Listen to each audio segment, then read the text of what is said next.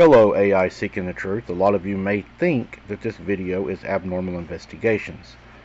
This is my other channel, so if you're not subscribed to this channel, then you're not going to be able to see the new videos because it is not part of the AI Investigations, which is abnormal.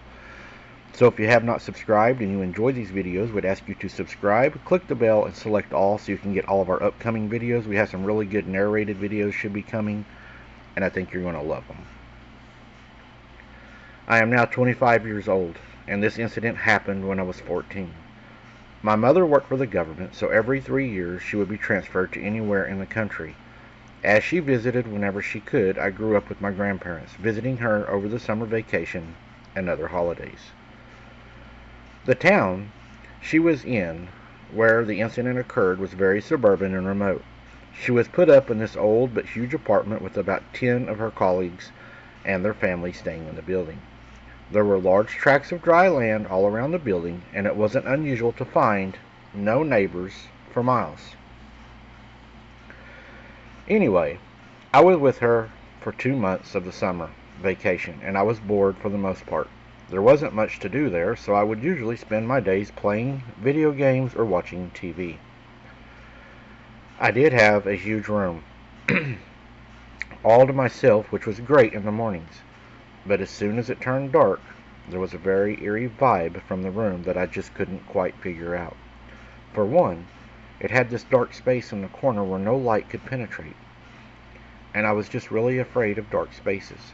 But I just shook it off as thinking it was my imagination and somehow continued to stay there. It was the night of April 5th. I'll never forget the date, because what happened gives me shivers even to this day, 9 years later.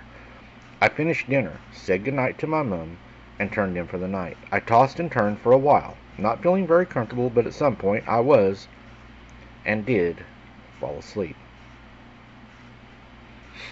That's when I heard it, sobbing, soft sobbing coming from the corner of the room.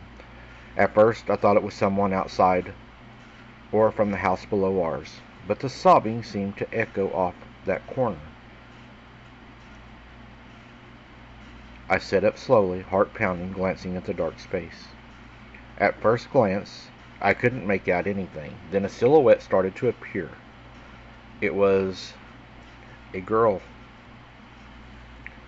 She was facing away from me,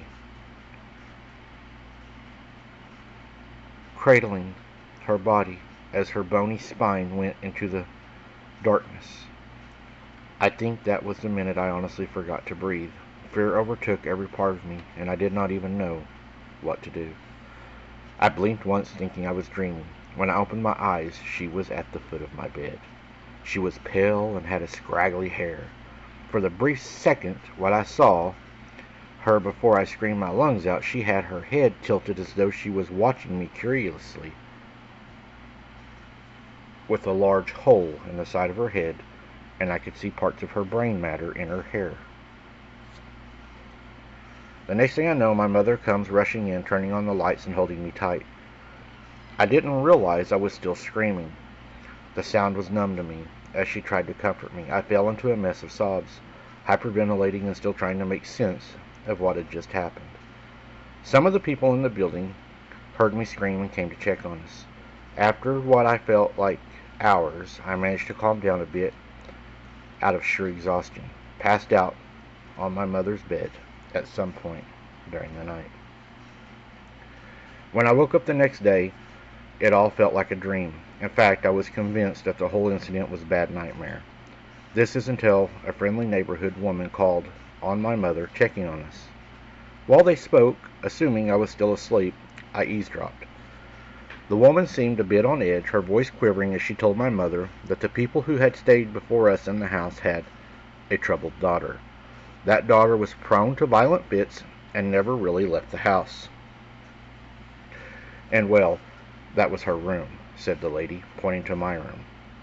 She sighed before continuing that was where she had ended her life with her dad's firearm. I was frozen, barely able to breathe. The woman's voice dropped almost a whisper as she nervously told my mother. Yesterday was the second anniversary of her death. My mother gasped softly. As for me, I was still frozen numb, not knowing how to process this. So I had seen a girl in my room, that girl who had killed herself in there. My mother and the woman agreed not to mention anything to me, but it was too late. That girl sitting in the corner sobbing, and her pale specter in front of my bed, it was all etched into my mind like a scar that I would never heal.